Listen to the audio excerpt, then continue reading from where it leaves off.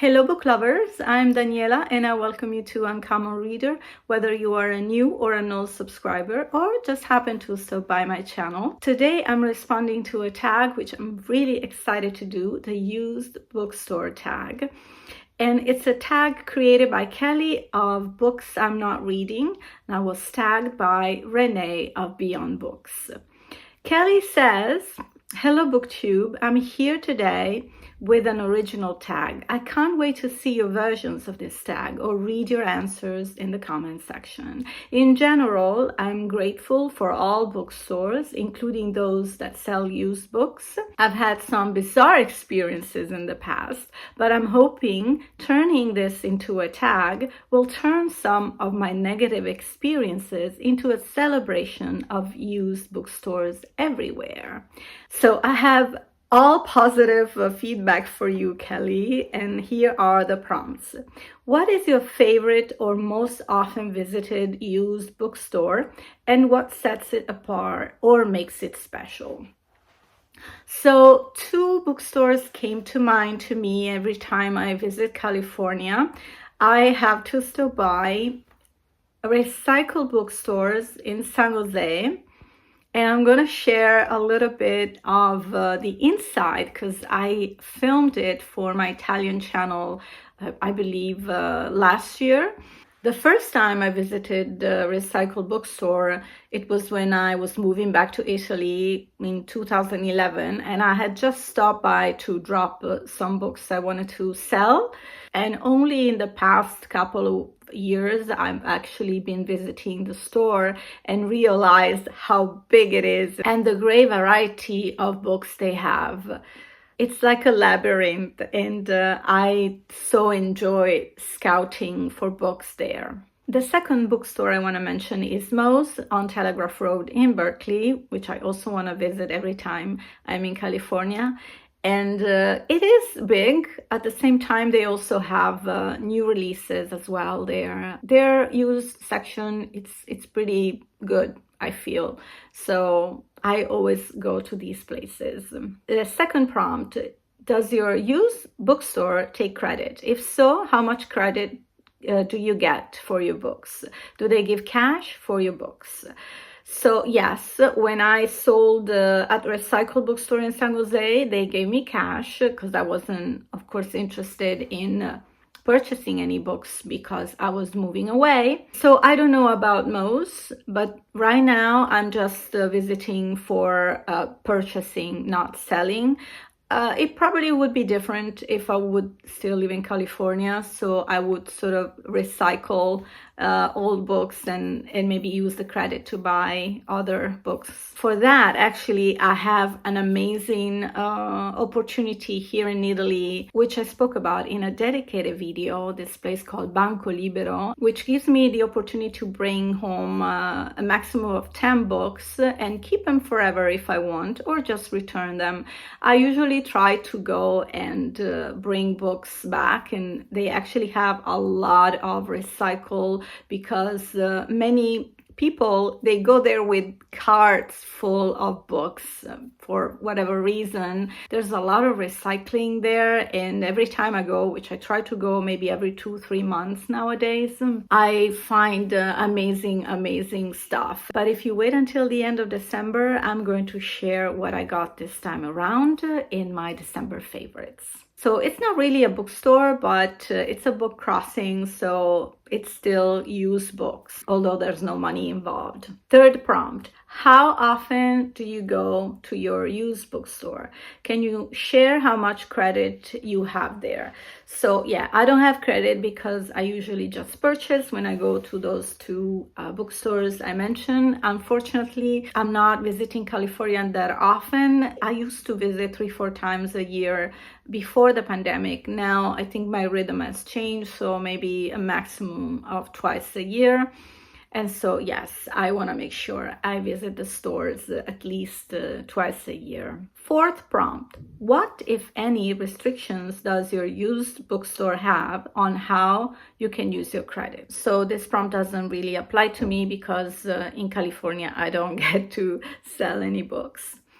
Fifth prompt, how is your used bookstore organized? What do you like or dislike about how it's organized?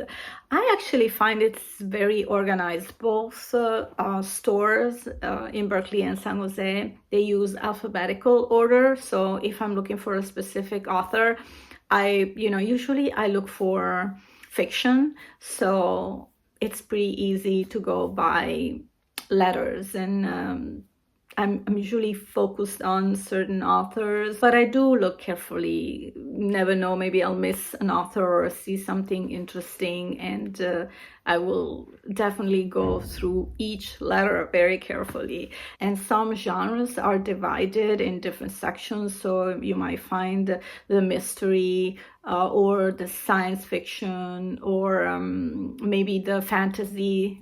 So they have specific sections, and since those maybe are not books I would usually buy, especially the fantasy, I would not probably look for that. I would just go to the fiction, general narrative, historic fiction that usually are sort of mixed together with the general fiction. Sixth prompt. What is the best find or deal you got at a used bookstore? What are the chances? I just talked about these two books in last week's video dedicated to Jack London, and I got this for $6.99.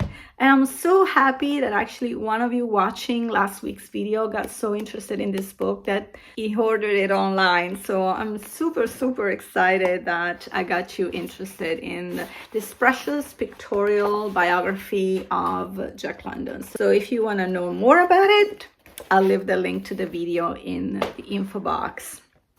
And this is actually even more rare find. I think this book is from 1928. Can you believe it? It's almost 100 years old.